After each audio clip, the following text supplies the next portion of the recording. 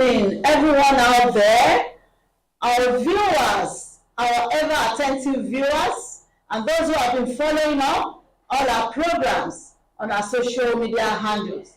You are all welcome to this special edition of our program, Focal Point. This program is being brought to you via the Ignite Online TV, igniting the good news all around the world. Today's episodes, I tag it special edition because it's going to be a bit sagacious. What do I mean by being sagacious? We are going to explore the world of men and the world of women in identity or in identification. And I pray and I believe that hitherto God has helped us and He will continue to help us. God bless you as you listen. Now, the first segment, remember, we are raising youths who will use their God-given gifts and talents and skills to change the society. My first special edition is tagged How to Revamp or Rekindle an Estranged or a Troubled Relationship or Marriage.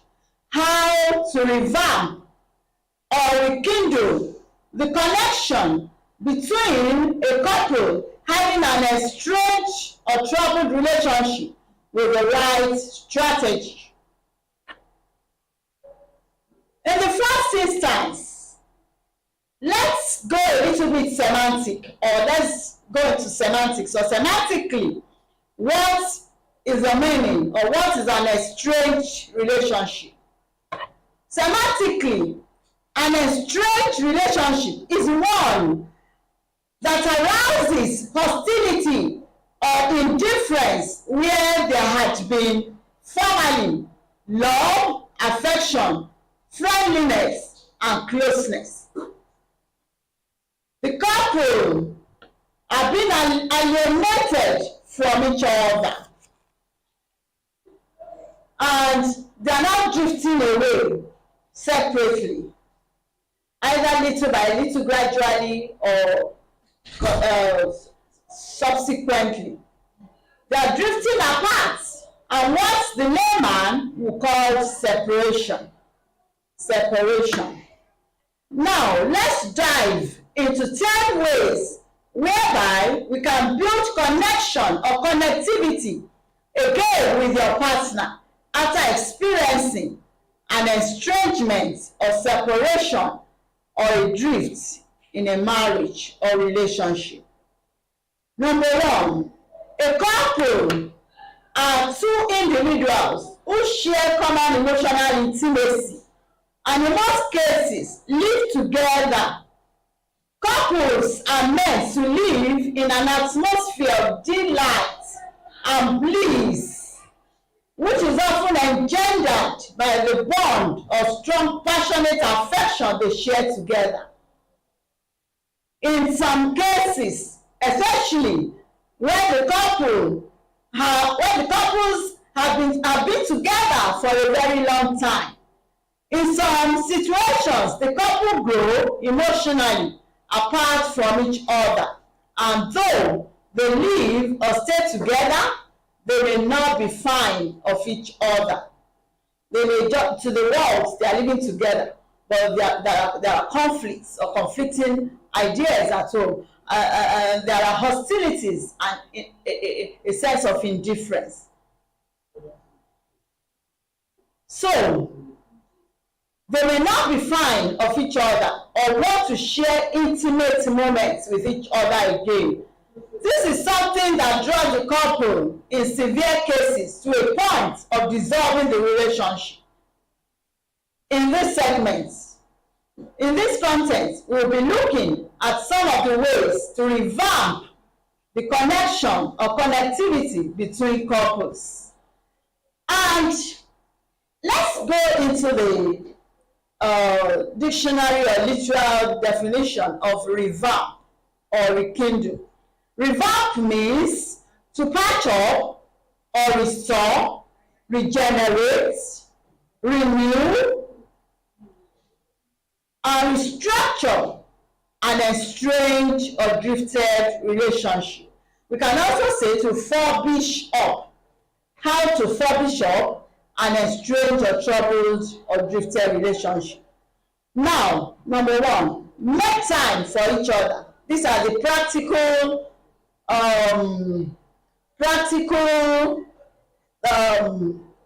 practical ideas, what we call practicality of worldview. So, being in a relationship can be very serious. As couples and as adults, it is very easy to write off lots of things in the guise of being responsible or committed. When we say being responsible or committed to more important things, your relationship needs to stay alive. Don't concentrate on trivial or nonsensical matters that will not add value to the relationship. So life comes from the things the parties do directly or indirectly that has subtle or colossal effects on the relationship later on. As a young adult or as young adults, a lot of things tend to take your attention, like your job, leadership positions in your various communities, church forum, or organizations, or your social system, like politics, economics, and many others. But the commitment to these things without quality time for your spouse may cost you your relationship, being separated or being shattered. So make out quality time for your spouse, a time to listen to him or her, their importance or significant roles play or has a major impact. This way, you create a lasting bond. You are bonded together in unity, in love, in decisions, in expectations that connects you both or draw you closer than before. Spend quality time with each other. Have time to discuss on decisions. Decision making should be made jointly. Don't be estranged from each other for too long. Number two, do things together. A couple that prays together stays together forever. Don't allow your so much cherished relationship to hit the rocks. So do things together. This becomes so necessary to learn how to do things in common or in togetherness. As couples, either a new or existing couple, you need to learn to share quality time together, doing some things together that will help you connect to each other. A family that prays together stays together forever. That's a slogan or a cliche. At your private time, make and share common jokes. Play games together and sometimes take a walk together.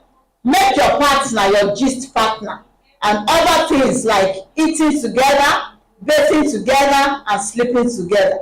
This has proven to be very, very effective. At home, don't be a lone ranger. Connect with your spouse. Relate with one another. Chat up in different topics of interest or areas of discourse. Number three, touch throughout the day. Touch. When I say of touch, we mean it's part of body language or what we call kinetics. Certain leverages can now be exploited as certain boundaries has been skipped while the relationship has come to an halt. As a couple, there are little things that might be overlooked. I always tell us, let's overlook, let's ignore and forgive each other. But these are shown to be very effective when we touch each other, body language. It helps the couple get fond of each other the more. Engage in physical acts like touching each other. This may sound trivial, but the fact remains that it is effective. Hold hands, grab each other, and hug one another in a while for your connection to be ignited again. Get romantic. That's number 4.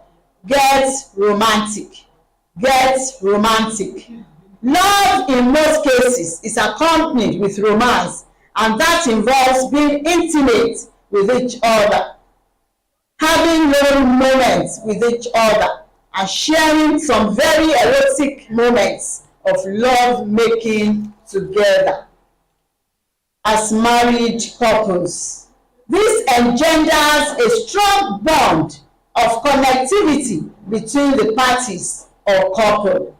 You can equally go on vacation to a recreational center together. Doesn't have to be abroad. You can get a resort center or a relaxation center and enjoy yourselves. Or go on a dinner date together if it's affordable. So you will be entertained and happy together. You share happy moments together, gisting and laughing together. Number 5, share in your partner's interests or passions. I've always said this. Love your spouse's passion. Be interested in his or her interest. Be his or her cheerleader. The fact that you are a couple doesn't erode the fact that you guys are still a united, separate individuals with a mind of your own unique goals and dreams and aspirations of your own. So it will be a big problem to not bother or concern yourself with whatever it is that your partner is interested in as a person. You know, we are both coming from different backgrounds, so we understand each other gradually as times and events unfolds. So we need to understand each other, getting to know each other the more by intimacy and getting along with each other's interests or passion. Try to talk about passion and be supportive about your partner's passion, and be supportive as well of his or her personal goals and aspirations.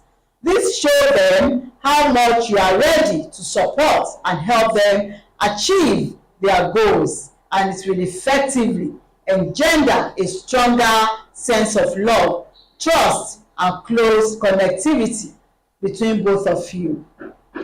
That's connectivity. It's like a spider's web, connects us together each day, gradually, each month, each year, and forever.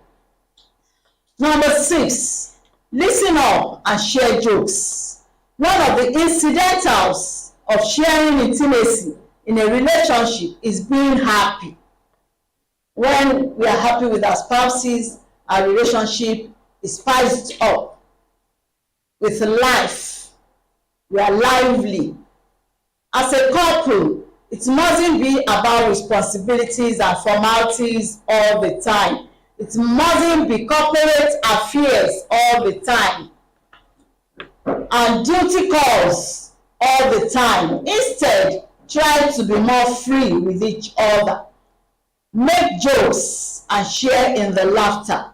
Try to get closer to each other and learn the things you like and what your partner likes as well. These acts will keep the relationship active and lively, and to come alive and enjoyable. Boredom will not set in. Boring moments or boredom will not set in. Number 7, make romantic eye contact. Romantic eye contact. This is another body language exercise. what we call kinetics or mechanics. Communication is not only about talking or writing. One can equally engage in other mediums of communication, which in most cases has proven to be effective ways of strengthening the relationship. One of such means is by making romantic eye contact, often or what body language or what we call kinetics, and having to back it up with a nice smile. It can be very interesting and helpful in creating and strengthening existing connections between couples. The connectivity goes on and on and on as we understand each other better. Make romantic eye contact. We always say that it is only not information, though we know information is the best strategy for communication, but there are other mediums that can be used to connect us together as couples. Number 8, reach out during the work day. Reach out during the work day. Some people are so much engrossed in their jobs, in their works. Their work ethics does not really allow them or permit them to even reach out to their partners or their spouses. But we can come alive in this area. Let's come out of our boxes. Let's come out from our shells. The work ethics does not really, you are not in a prison house. You are not in a prison yard. So why not connect through chats, text messages? Tell your partner how you feel for her or how you cherish him or her. As we all know about our work ethics, while it is important to go to your place of business and focus on your job, it is also important and romantic to make your spouse feel special by taking out a little time from your work schedule to call and ask about their day and about their well-being.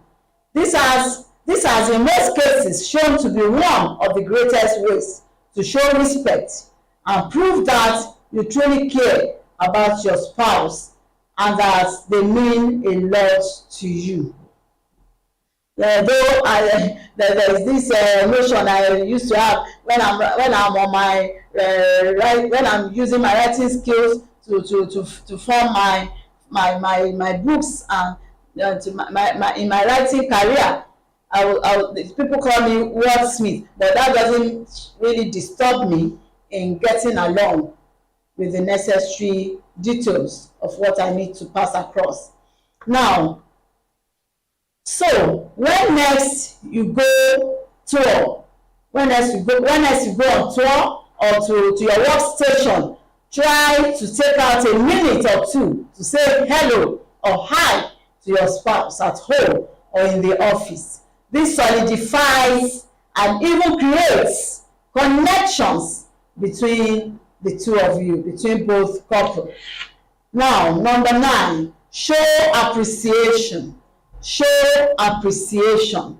In fact, the Bible, the biblical injunction also admonishes us to be thankful to our God always. That we should be praiseful, we should be thankful, we should be grateful at all times for what He has done, for what He's doing, for what He will yet do.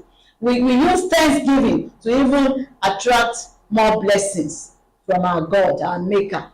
So why not show appreciation to your spouses, even if it is just to say thank you.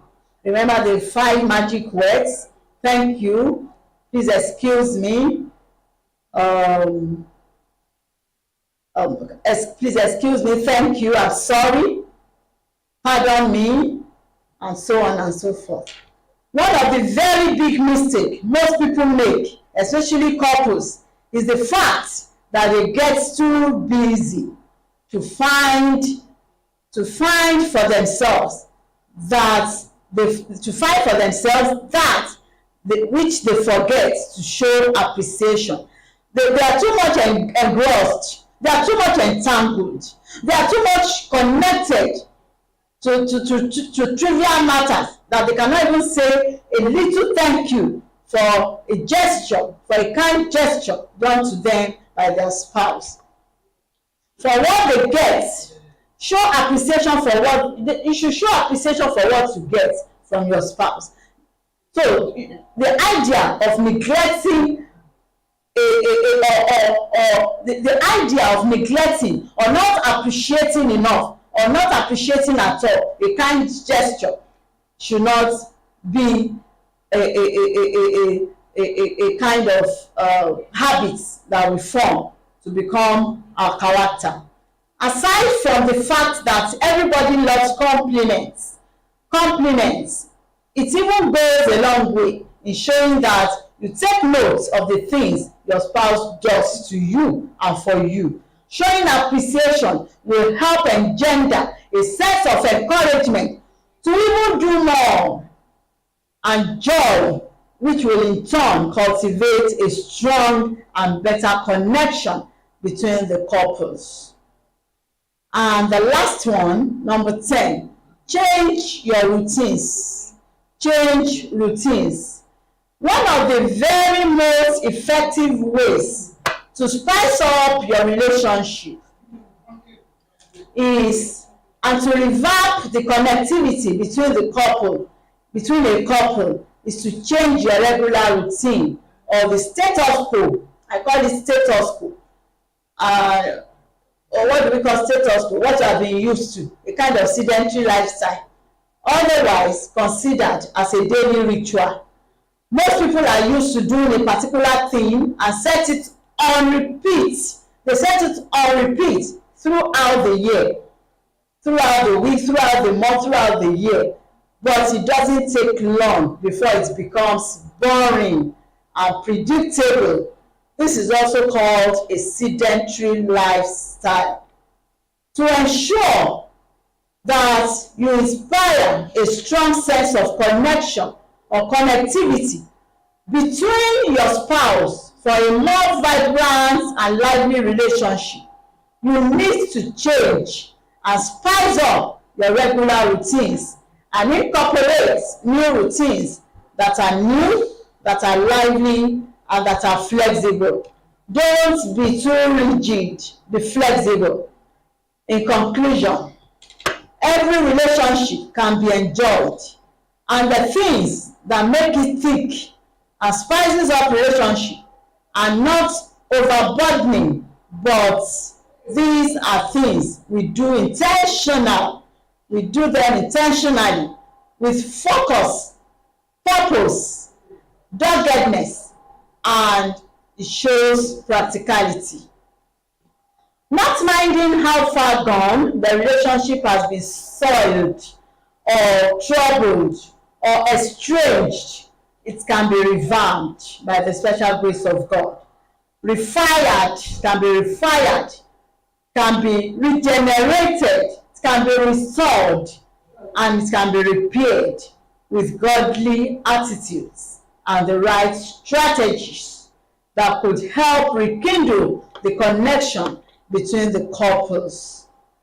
According to Aikwe Ama, the Ghanaian published author, he wrote the book, The Beautiful Ones Are Not Yet Born. That's how he penned the title of the published book. The Beautiful Ones Are Not Yet Born. This book portrays, is a satire, the book is a satire. It portrays the vices and the ills of the system or the governmental system in Ghana. I want to say, the beautiful ones are imagined now, and they are the ones to change the social systems. The beautiful ones are being born now, and they'll still come to be in generations after.